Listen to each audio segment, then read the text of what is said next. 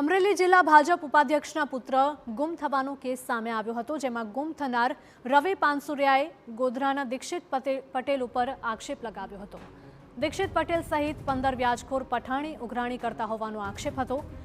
તો આરોપ મુદ્દે દીક્ષિત પટેલનો ચોંકાવનારો ઘટસ્ફોટ થયો છે। મને ફસાવવા માટે અંતિમ ચિઠ્ઠીમાં મારું નામ લખ્યું હતું તેવું તેમણે કહ્યું છે। રવિ અને તેના પિતા સહિતની ટોળકીએ મારી સાથે કરોડો રૂપિયાની છેતરપિંડી કરી। છેતરપિંડી મામલે મેં હરણી પોલીસ મથકમાં પણ અરજી કરી હતી।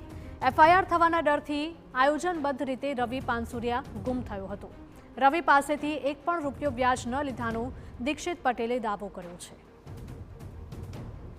મારા વાઇફના એકાઉન્ટમાંથી અને મારા જીજાજી અને મારી સિસ્ટરના એકાઉન્ટમાંથી 7 કરોડ 83 લાખ રૂપિયા અમે આપ્યા છે। ક્યારે આપ્યા હતા? 2021માં જ। એનું વ્યાજ કેટલું ચૂક્યું? વ્યાજ અમે 1 રૂપિયો આજ દિન સુધી લીધું નહીં। જો એ વ્યાજ બાબતે પણ એ કોઈ પણ જગ્યાએ મને એવું સાબિત કરી આપે, સામાન્ય પણ સાબિત કરી આપે કે 1 રૂપિયો હું 11 મહિના કસ્ટડીમાં હતો ત્યારે વ્યાજ કોને આપ્યું? 11 મહિના પછી હું છૂટ્યા પછી 7 મહિના 11 ને 7 19 મહિનાની અંદર પણ મને 1 રૂપિયો વ્યાજ મેં એમની જોડેથી 1 રૂપિયાનો વ્યવહાર જ નથી કર્યો। પહેલી વસ્તુ તો દીક્ષિત પટેલનો આરોપ છે કે તેણે અમરેલી જિલ્લા ભાજપ ઉપાધ્યક્ષ અને બિલ્ડર તેવા સુરેશ પાનસુરિયા અને તેમના પુત્ર રવિની વડોદરાની સાઇટમાં 6 કરોડ 83 લાખનું રોકાણ કર્યું હતું। સિદ્ધાર્થ પેરેડાઇઝ અને સિદ્ધેશ્વર પેરેડાઇઝમાં મિલકત ખરીદી હતી, પરંતુ તેમની રોકાણ કરેલી સાઇટને ખોટી સહીઓ કરી બારોબાર વેચી દેવામાં આવી। મિલકત કે તેના રૂપિયા પરત આપવા અંગે વાત ચાલતી હતી, પરંતુ તેમના હકના રૂપિયા રવિ પરત આપતો જ ન હતો, જે મામલે તેમણે હરણી પોલીસ મથકમાં અરજી કરી હતી।